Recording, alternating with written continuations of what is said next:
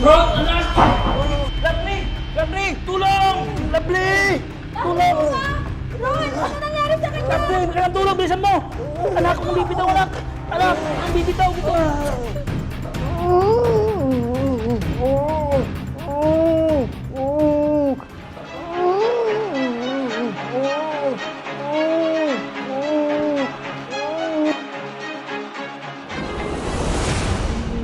Makasarili ka naman, Ron.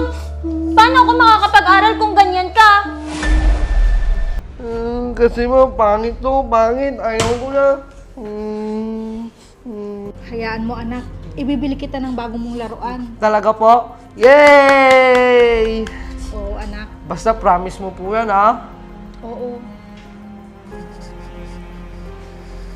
Ano ba yan?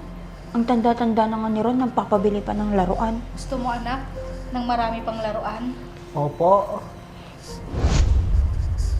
Anak, aalis lang si mama, magtatrabaho. Para may pambili ako ng maraming laruan at damit mo. Aalis ka, ma? Iwan mo ako? Ayoko. Hindi ako papayag. Ano ba, Ron? Ayaw mo ba magkaroon ng maraming pera si Mama? Para sa pag-aaral ko at para rin sa'yo. Ayoko nga sabi eh. Anak, huwag ka nang magalit. Mamaya darating na si papa mo, magagalit na naman yun sa'yo. Iwan mo kasi ako. Ayaw ko na laruan. Ayaw ko na. Makasarili ka naman, Ron. Paano ako makakapag-aral kung ganyan ka?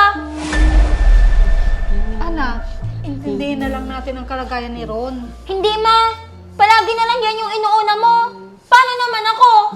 Paano na yung mga pangarap ko kung hindi ka maghahanap buhay? Hindi bali anak, maghahanap na lang ako ng trabaho dito sa malapit. Magiging sapat ba yan, Ma? Kulang pa ngayon sa panggamot nyo kay Ron. Ano nangyayari dito? Ikaw pa! Tanungin nyo nga yung sarili nyo kung paano nyo babaguhin yung ugali nyo. Bastos ng bata ka! Totoo naman, di ba?